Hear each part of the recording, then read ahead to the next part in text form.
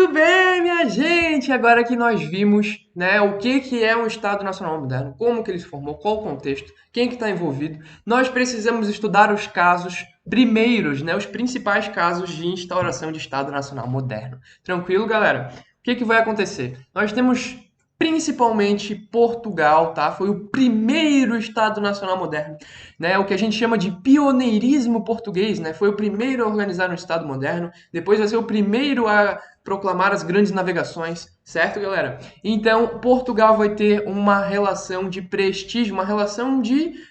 ele vai ter um privilégio, né? Que ele vai ser o primeiro, então ele vai ter essa liderança comercial, tranquilo? O que vai acontecer? O Estado de Portugal, ele vai se formar após uma situação que a gente estava tendo na Europa, tá? Principalmente na Península Ibérica. Porque na Península Ibérica nós temos os muçulmanos ao sul, certo? E os muçulmanos, os mouros, sarracenos, como eles chamavam os muçulmanos, eles estão dominando esse território, tá? E aí o que vai acontecer? Portugal mais Espanha, nesse momento ainda não existe nem Portugal nem Espanha, mas as lideranças que vão formar esses Estados nacionais modernos, eles vão se unir para derrotar os mouros, né? O que a gente chama de Guerra da Reconquista. Olha que nome bonito, que aconteceu no século XI, século XII, tá, galera? E aí, conseguindo, então, controlar a maior parte do território da Península Ibérica, o nosso querido amigo Henrique de Borgonha, que ele era um cara que ele era descendente dos francos, tá? Ali de alguns reinos cristãos que estavam na Península Ibérica, ele vai receber, então, de presente, né, da galera que mandava em tudo, ele vai receber o Condado Portucalense, né?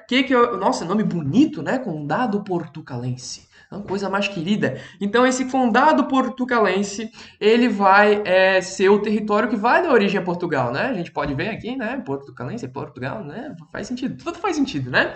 O que vai acontecer? Ele vai acabar não conseguindo governar, tá? Não conseguindo liderar esse estado que daria origem a Portugal. Ele vai acabar morrendo e o seu filho Afonso Henriques, ele vai fazer o seguinte, né? Nessa situação, a gente tinha uma aliança de Portugal com a Espanha, tá? Então a Espanha, né? Na verdade eram os reinos, tá? Ainda não existia a Espanha. O que existia era o reino de Castela, o reino de Aragão, tá? Vários reinos, tá? Espanhóis que eles acabaram fazendo essa aliança com Portugal para se livrar dos mouros, tranquilo?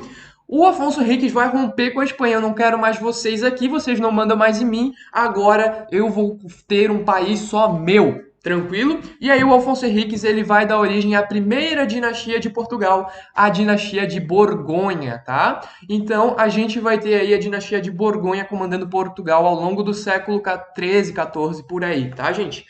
O que vai acontecer é que vai dar problema, né? O querido aí, teve um querido aí da dinastia de Borgonha que decidiu não deixar filho.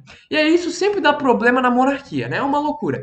Aí a gente vai ter uma crise dinástica no século XIV, que a gente não vai ter um filhinho para assumir o trono. E aí faz o quê? Né? Procura parente próximo, né? Não tem parente próximo, procura parente distante, né? É uma tristeza, mas enfim. A crise dinástica vai acabar despertando o interesse no reino de Castela, que era um dos reinos espanhóis, tá? Dessa época, e vai então o reino de Castela tem um parente de um parente de um parente do vizinho do parente do parente do parente que ele pode assumir o trono portucalense, olha só que loucura. Só que a burguesia, tá? Mais a nobreza de Portugal, eles não querem isso, porque esse reino de Castela, ele ainda é um pouco feudal e tal, meio roots, cara. Vocês estão muito ultrapassados, velho. Não, não dá não, gente. Não, não quero, né? A burguesia não quer a galera de Castela, tá? E aí a burguesia ela vai apoiar, né, junto com a nobreza de Portugal, eles vão apoiar João Avis, né? A dinastia de Avis vai surgir então como uma opção, certo? E aí o João Avis, ele vai ser o Dom João I de Avis, né? A dinastia de Avis, que é uma dinastia que ela tem muito apoio da burguesia, ela vai então surgir como uma opção, né? Principalmente para a nobreza e para a burguesia que não queriam todo aquele retrocesso espanhol, todo aquele retrocesso castelhano, né? Aquele retrocesso de Castela. E aí o que vai acontecer é que Castela não vai deixar barato, né? A gente não vai deixar sem guerra, né? E aí a gente vai ter a Revolução de Avis em 1385, né? Uma guerra entre a galera que apoiava Castela e a galera que apoiava o Dom João I de Avis.